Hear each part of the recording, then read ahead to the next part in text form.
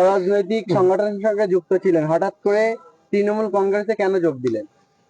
অরাজনৈতিক সংগঠন করলে যে কোনো রাজনীতি করা যায় না এমনটা পৃথিবীর কেউ ভাবে না। এত হঠাৎ করে যাওয়ার একমাত্র উদ্দেশ্য হলো ইতিপূর্বে গেলেও যেতে পারতাম, প্রয়োজন ছিল না।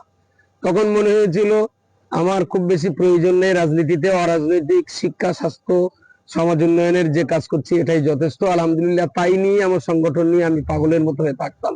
কিন্তু ঠিক যে সিচুয়েশন আমরা এসে দাঁড়িয়েছি 2026-এর এই নির্বাচন, এটা অত্যন্ত গুরুত্বপূর্ণ নির্বাচন। এটা কোনো ভোটে জিতে লড়াই করে রাইটার্স বিল্ডিং দখলের লড়াই নয়, বরং আমি মনে করি এটা বাঙালি জাতির কৃষ্টি, কালচার, ঐতিহ্য টিকিয়ে থাকার লড়াই।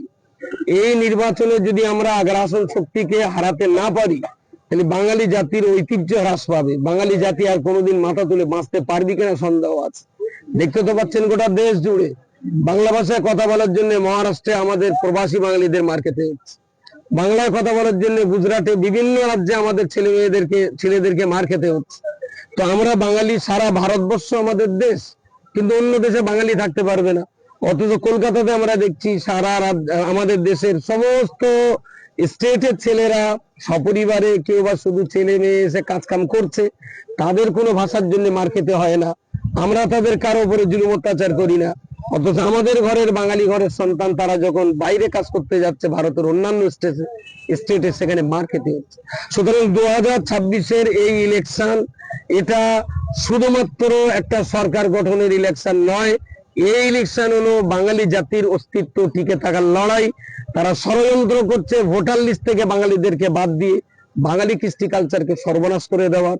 তার ভিতরে উল্লেখযোগ্য মুসলিম সম্প্রদায়ের বিরাট একটা অংশকে তারা বাদ দিচ্ছে, অন্য কোনো লক্ষ্য নয়। ওরা মুসলিমদেরকে ভোটের তালিকা থেকে বাদ দেওয়ার সবচেয়ে বড় ষড়যন্ত্র হলো মমতাজি অভিষেককে হারিয়ে দেওয়া। তাই আমার মনে হচ্ছে এই চরম মুহূর্তে আমার মতো একদিন যদি তৃণমূলে যোগ দিতে পারি, হয়তো আরো অবুঝ কিছু মুসলমান তাদেরকে আমরা এই জিনিসটা বুঝিয়ে আগ্রাসন শক্তি বিজেপি মুক্ত বাংলাটাকে আমরা বজায় রাখতে পারবো। তাই আমার এই দলে আসা, এবং এইটাই সঠিক সময় বলেই আমার আশা। রাজনীতি যে আমার সারা জীবন করতে হবে এমনটাই আমার মনে পড়েনি। চরম দুর্দিনে আমার আশা, এই আশাটাই যদি সফল হতে পারি তার পরবর্তীকালে পরবর্তী পদক্ষেপ দেখা যাচ্ছে। ধর্মীয় সামাজিক কাজের সঙ্গে রাজনৈতিক দায়িত্ব দুটো কিভাবে সামলাবেন? দেখুন, যিনি ধর্ম করেন তিনি রাজনীতি করতে পারেন, যিনি রাজনীতি করেন তিনি ধর্ম করতে পারেন। আমাদের রাষ্ট্রীয় ব্যবস্থায় কোন রকমের কোনো বাধা বিপত্তি নাই। তবে একটু দুইটা রকম আলাদা আলাদা বিষয়। সেই জন্য ধর্মের জায়গায় যখন আমরা ধর্ম করব সেখানে পলিটিক্স নিয়ে আমরা ঝামেলা করব না।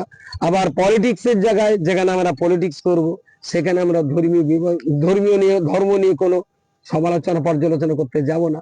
যেটা যেখানকার জিনিস সেটা সেখানে রেখে যদি আমরা চলতে পারি তাহলে একই ব্যক্তি অত্যন্ত যোগ্যতা দক্ষতার সঙ্গে তিনি ধর্ম পালনও করতে পারেন, ধর্মীয় কাজও করতে পারেন, তিনি দেশের সেবা, রাজনীতিবিজ্ঞ, একটা রাজনৈতিক অভিজ্ঞ ব্যক্তি হয়ে তিনি রাষ্ট্র পরিচালনাও করতে পারেন। সুতরাং ধর্ম করলে যে রাজনীতি করা যায় না, রাজনীতি করলে যে ধর্ম করা যায় না, এ কথাটা মনে হয় ভারতবর্ষের কৃষ্টি কালচারের কথা বললি।